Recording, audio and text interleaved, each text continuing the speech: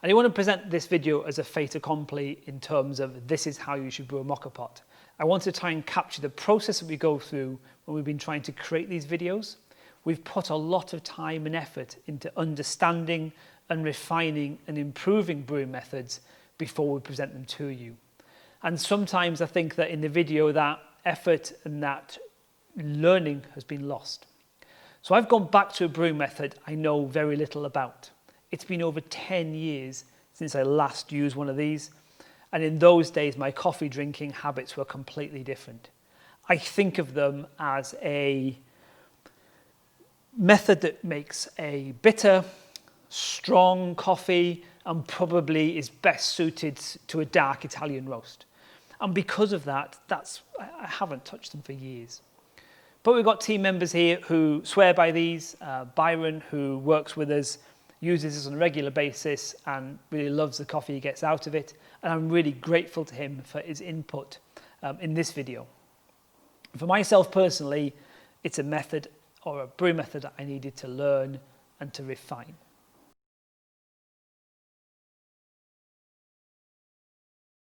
For those of you not familiar with it, there's 3 parts to it. We have a bottom chamber that we put cold water into. We then have a chamber that holds our coffee, and we screw the top chamber in, and this is the chamber that the coffee brews into. The idea being you heat water in the bottom, and as that steam pressure builds up, it forces the water up through the coffee bed into the upper brewing chamber.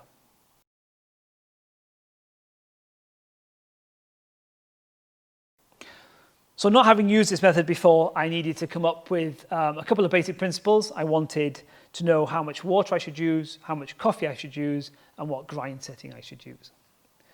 Water was quite simple. I simply put the bottom chamber onto scales, and I knew that we shouldn't fill the water level above this safety valve here. So I simply topped up the bottom chamber until I knew it was as full as it could be. And you get about 300 mils of water into this bottom chamber. Getting the amount of coffee, I applied a 60 grams per litre ratio that we use for filter coffees and so forth, and I came up with an 18 gram dose.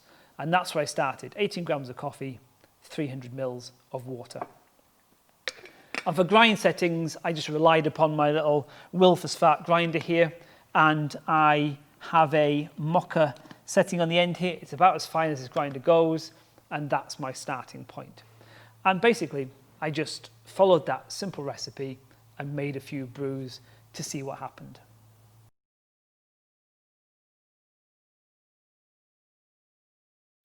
So there are 3 things that have struck me so far and 3 things I've changed since making those first brews.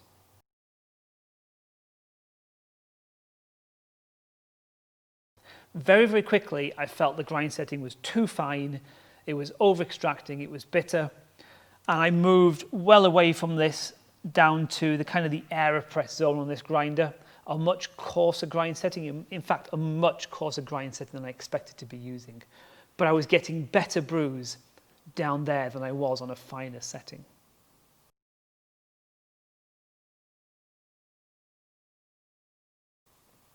The second thing that I've done is I've stopped using hot water to start my brew. So to speed things up, I was pouring boiling water into this bottom chamber, putting the coffee in, and then heating the whole thing to brew it again. I got a much better coffee if I started with cold water. And I think that's because as heat was generated in steam and moisture was being produced, it was pre-wetting the coffee bed and almost preparing it for the brew proper. So I would suggest that you use cold water to start your brews.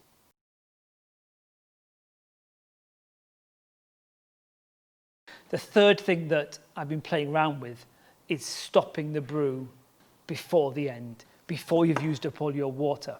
So it really didn't matter how much water I put in here. What really matters is how much liquid ends up in here. And there comes a point where the amount of liquid in here is generating enough extraction and is producing a tasty enough coffee that you're better off stopping short and not trying to use up all your liquid. Now, it's a bit hit and miss at the moment. I've kind of played around with the visuals, so I'm looking to see kind of a blonding of the liquid in here.